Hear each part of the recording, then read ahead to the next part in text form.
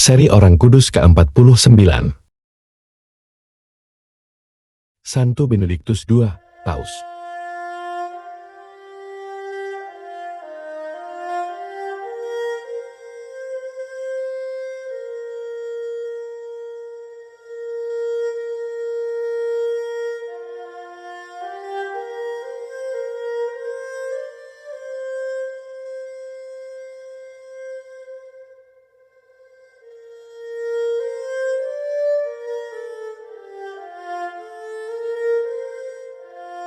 Saya, Benediktus Sabellus. Orang mengenal saya sebagai Santo Paus Benediktus II.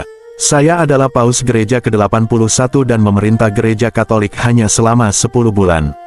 Kontribusi saya yang paling menonjol adalah berturut-turut mengajukan petisi kepada Kaisar Konstantinus keempat Pogonatus, untuk mengeluarkan dekrit bahwa Paus dapat menjabat tanpa konfirmasi kekaisaran.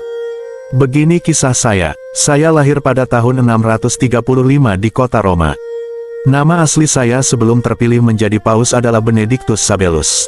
Ayah saya bernama Yohanes Sabellus, dan keluarga saya adalah warga Romawi beragama Katolik di kota Roma yang terpelajar dan saleh.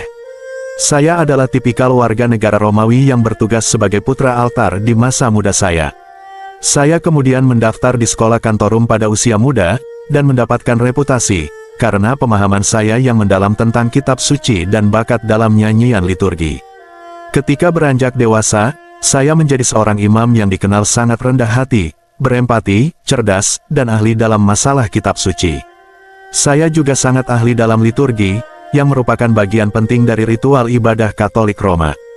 Keutamaan-keutamaan hidup yang saya miliki selama menjadi imam, mengantar saya kepada jabatan uskup yang saya emban selama 8 tahun, dan gelar kardinal selama 2,5 tahun. Bahkan, sebelum terpilih menjadi paus, saya sudah terpilih untuk menjadi asisten dari 2 orang paus sebelumnya, yaitu Santo Paus Agathus yang menjabat dari 678 sampai 681, dan Santo Paus Leo II yang menjabat dari 682 sampai 683. Saya dipilih sebagai paus, segera setelah Santo Paus Leo II meninggal pada bulan Juni tahun 683, dan ditabiskan pada tanggal 26 Juni tahun 684. Masa tunggu hampir 1 tahun sebelum pentahbisan tersebut, dikarenakan adanya penundaan, terkait dukungan dari Kaisar Bizantium, yaitu Kaisar Konstantinus keempat Pogonatus. Jeda tersebut memotivasi saya untuk meminta Kaisar Romawi agar mengeluarkan dekrit, bahwa kenaikan paus tidak harus mendapat konfirmasi dari Kaisar.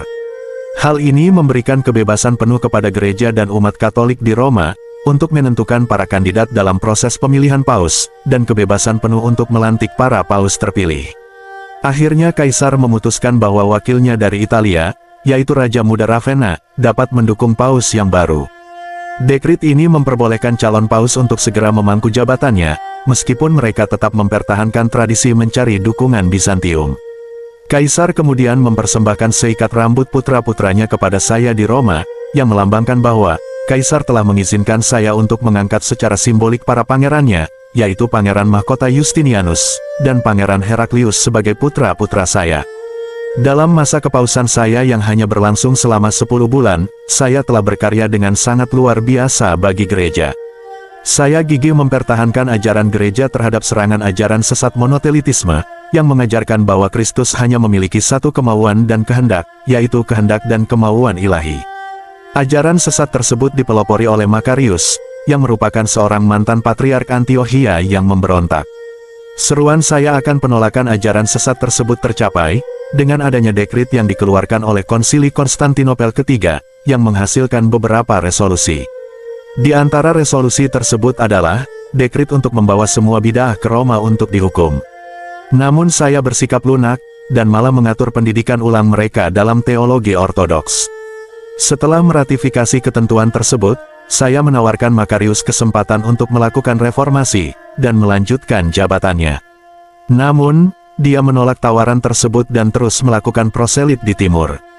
Saya juga melanjutkan perintah dari Paus Santo Agathus, agar Wilfrid of York dikembalikan ke tahtanya di York, Inggris sebagai uskup agung, yang mana telah dirampas darinya pada tahun 677 oleh Raja Inggris. Saya juga sangat dicintai oleh umat karena kemurahan hati dan kepedulian saya akan kesejahteraan umat, khususnya bagi kaum miskin dan melarat. Saya banyak merenovasi banyak gedung gereja dalam kota Roma, dan giat melakukan karya-karya cinta kasih. Saya meninggal dunia pada tanggal 8 Mei tahun 685, dan dimakamkan di Basilika Santo Petrus di Roma. Kultus saya sebagai orang kudus terus berlanjut dalam tradisi Gereja Katolik Roma yang dirayakan setiap tanggal 8 Mei setiap tahunnya. Santo Benediktus II, Paus, doakanlah kami.